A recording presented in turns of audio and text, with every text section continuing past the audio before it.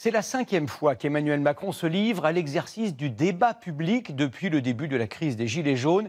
Et pour la première fois, il est donc en banlieue parisienne, à Évry-Courcouronnes, face aux doléances des habitants et des élus.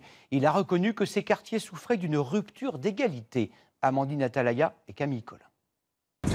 Merci de venir nous écouter, monsieur Macron. Vous allez bien ?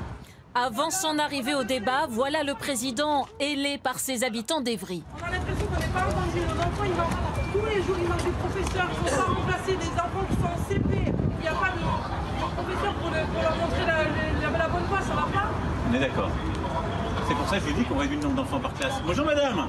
Avec le dédoublement des classes de CP. À l'écart, une poignée de gilets jaunes. Mais ceux qui ont fait le déplacement pour le voir, eux, l'acclament. À chaque sollicitation, il s'arrête, jouant la panoplie des émotions, autoritaire devant ses enfants. Qu'est-ce que vous faites dehors là ? Vous êtes déjà sorti là ? C'est quoi cette affaire ?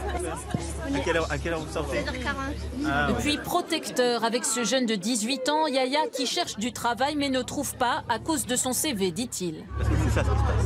On envoie le CV, il regarde l'adresse souvent. Le nom de famille, ça m'intéresse pas. Il y a une discrimination qui est bien sûr, on lutte contre elle. Mais derrière, vous devez montrer l'exemple au carré. C'est là où c'est dur, mais pour tirer tous les autres. Quand beaucoup ici se sentent négligés, ils tentent de renouer un lien. Passage surprise dans cette association où il échange avec une maman de 5 enfants. Le troisième, le petit qui a 20 ans, il n'a pas eu les bacs, il s'est un peu dégonflé pour le moment. Ça dépend, il y en a qui sont faits pour l'école, d'autres non. Il ne faut pas que ceux qui sont moins bons à l'école et qui parfois lâchent la rampe se retrouvent livrés à eux-mêmes. Livrés à eux-mêmes, c'est précisément le ressenti de nombreux élus. Confrontés à une foule de problèmes en banlieue, explique-t-il, services publics insuffisants, chômage, manque de médecins. Nous ne demandons pas charité mais justice. Il lance des appels à l'aide. Nous sommes de vraies villes. Nous sommes des villes qui sont assoiffées d'égalité.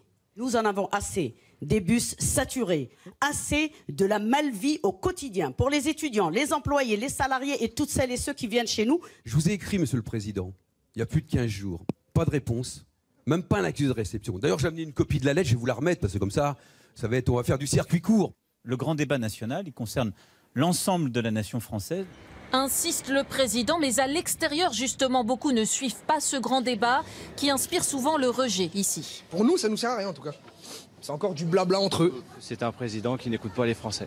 Emmanuel Macron promet pourtant des décisions profondes à l'issue de ces consultations.